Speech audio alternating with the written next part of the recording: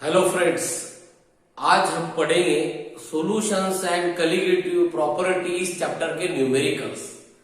Last video तक हम solution colligative property की थ्योरी पढ़ते आए थे। आज से हम स्टार्ट करते हैं सॉल्यूशन कॉलिगेटिव प्रॉपर्टी के न्यूमेरिकल्स। इसमें दो तरह के न्यूमेरिकल्स हैं।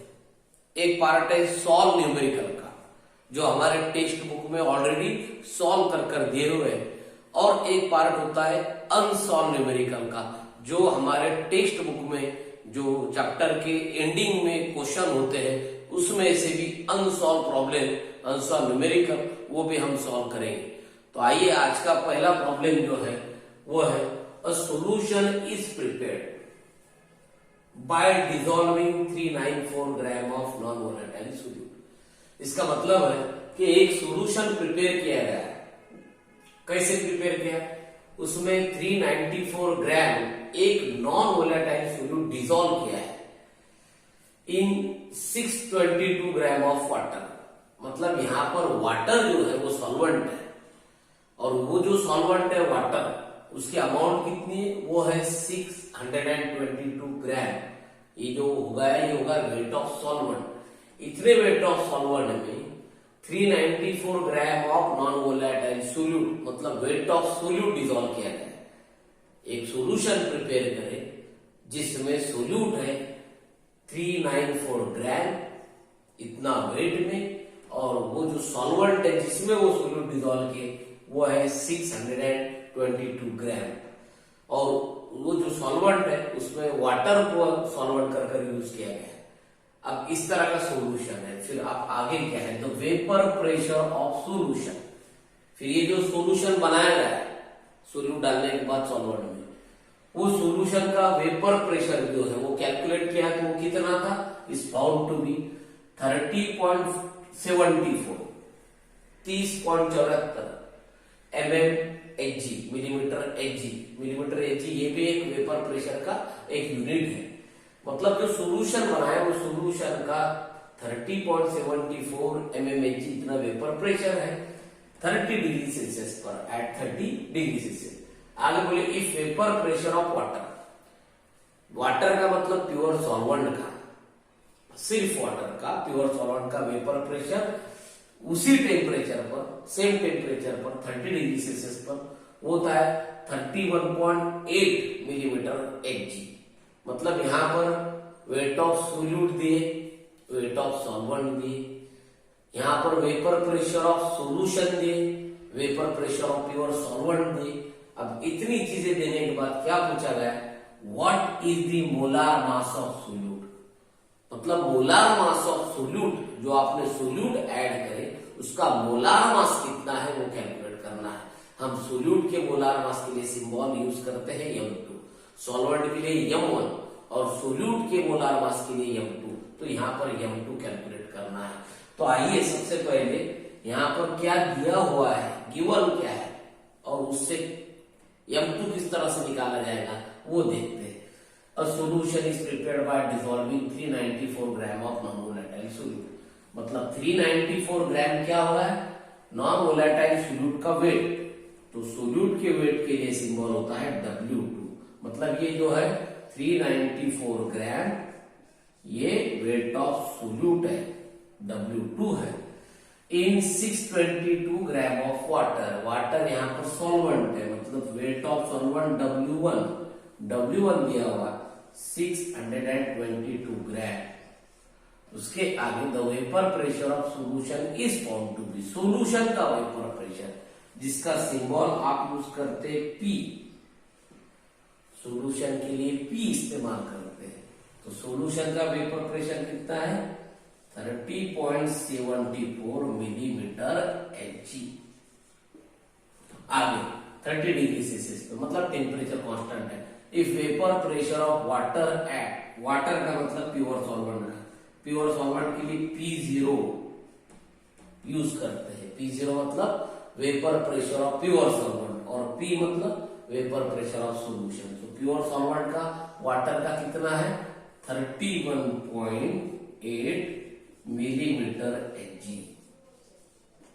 आगे what is the molar mass of solute. अब यहाँ पर सोल्यूट का मोलार मास निकालना है, मगर उससे पहले सॉल्वेंट का मोलार मास दिया हुआ नहीं है, वाटर है, इसलिए वो आपको याद रहना चाहिए m1, क्योंकि प्रॉब्लम में अक्सर कर जब भी वाटर सॉल्वेंट होता है उसका मोलार मास नहीं देते, वो आपको याद रखना है। वाटर का मोलार मास मतलब सॉल्वेंट का मोलार मास यहाँ पर जो है वो है 18 ग्राम पर मोल, 18 ग्राम पर मोल वाटर H2 इतना होता है। तो निकालना क्या है, m2 कैलकुलेट करना है। अब रिलेशन जो है, कौन सी रिलेशन है, तो आपने पढ़ा है लोअरिंग ऑफ वेपर प्रेशर से मॉलिक्यूलर मास निकाला जाता है। आपने थ्योरी में पढ़ा है कि लोअरिंग ऑफ वेपर प्रेशर से मॉलिक्यूलर मास डिटरमाइन होता है, तो उसका फॉर्मूला आपको याद है, उसका फॉर्मूला है P0 minus P upon P0, P0 minus P upon P0। ये जो ऊपर का P0 माइनस P है, इसे आप डेल्टा P भी लिख सकते हैं, आपको पता है यही लोअरिंग ऑफ वेपर प्रेशर है।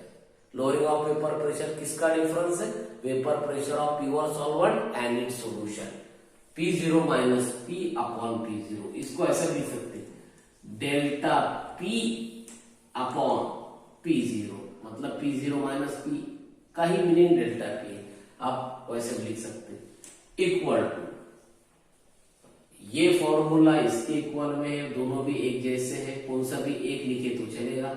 और ये जो है किस तरह से रिलेटेड है मॉलिक्यूलर मास ऑफ सोल्यूट से, तो वो होता है W2 into M1, W2 into M1 upon M2 into W1।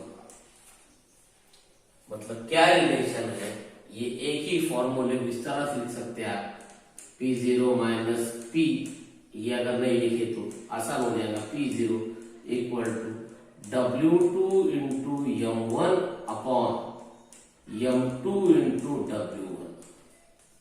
तो ये रिलेशन है लोअरिंग ऑफ वेपर प्रेशर और M2 मतलब मॉलिक्यूलर मास ऑफ सोल्यूट। तो फॉर्मूला याद रखना, P0 minus P upon P0 equal to W2 into M1 upon M2 into W1। अब इसमें जो सिंबल आ रहे हैं वो क्या क्या है, P0 क्या है, vapour pressure of pure solvent, P क्या है, वेपर प्रेशर ऑफ सॉल्यूशन, फिर से ये vapour pressure of pure solvent, W2 क्या है, वेट ऑफ सोल्यूट, M1 क्या है, molar mass of solvent, M2 क्या है, molar mass of solute, W1 क्या है, वेट ऑफ सॉल्वेंट। आइए सभी वैल्यू पुट करते हैं। P0 कितना है, 31.8 माइनस P कितना है, vapour pressure of solution 30.74 divided by फिर से 31.8 मतलब P0 इक्वल टू W2 कितना है, 394 इंटू M1 कितना है, 18 डिवाइडेड बाय M2 निकालना है इंटू W1 कितना है, वेट ऑफ सॉल्वेंट 622। अब ये कैलकुलेशन आसान है, अब सबसे पहले ये कैलकुलेट कर लीजिए, 31.8 माइनस 30.74 डिवाइडेड बाय 31.8। अगर आपने ये करेक्ट कैलकुलेट किया तो ये आंसर आता है 0.0333।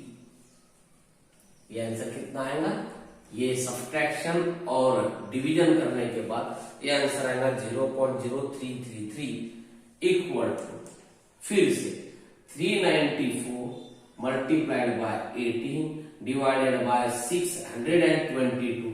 ये अगर आपने सॉल्व कर ले तो यह आंसर आएगा 11.4 डिवाइडेड बाय M2। मतलब सभी कैलकुलेशन करेक्ट करने के बाद 394 मल्टीप्लाइड बाय 18 डिवाइडेड बाय 622 ये कैलकुलेशन करने के बाद आंसर आपका आना चाहिए 11.4 डिवाइडेड बाय M2, क्योंकि M2 निकालना है। अब M2 अगर इस साइड से आप लेते हैं, M2 को कैलकुलेट करते हैं तो 11.4 को आपको 0.0333 0333 से डिवाइड करना होगा। मतलब इसमें से m2 अगर साइड में लेते हैं तो क्या होगा, m2 equal to 11.4 divided by 0.0333। अब सीधी सी बात है, सिर्फ आंसर कैलकुलेट करना है। अब ये जो 11.4 डिवाइडेड बाय 0.0333, ये अगर आपने आंसर कैलकुलेट करे तो आपका आंसर आना चाहिए, मतलब m2 आना चाहिए। वो जो आंसर है करेक्ट आपने अगर कैलकुलेट करे तो आएगा 342। मतलब ये जो आंसर है 11.4 डिवाइडेड बाय 0.0333, इसको अगर करेक्ट कैलकुलेट करे तो आंसर आ जाएगा 342 ग्राम पर मोल, क्योंकि ये मॉलिक्यूलर मास है और मॉलिक्यूलर मास की यूनिट क्या होता है, ग्राम पर मोल। तो इस तरह से ये एक आसान प्रॉब्लम था। अब इसके आगे और भी प्रॉब्लम देखेंगे तो ये अच्छी तरह से समझ लीजिए, क्योंकि यहाँ पर हमने लोअरिंग ऑफ वेपर प्रेशर की रिलेशन से molecular mass of solute calculate करें। तो आंसर लिखते टाइम हम क्या लिखेंगे, the molecular mass of that non volatile solute is found to be 342 gram per mole. चलिए आइए नेक्स्ट प्रॉब्लम देखते हैं। तो आइए चलिए फिर से उसी तरह का एक नया प्रॉब्लम, एक नया न्यूमेरिकल सॉल्व करते हैं।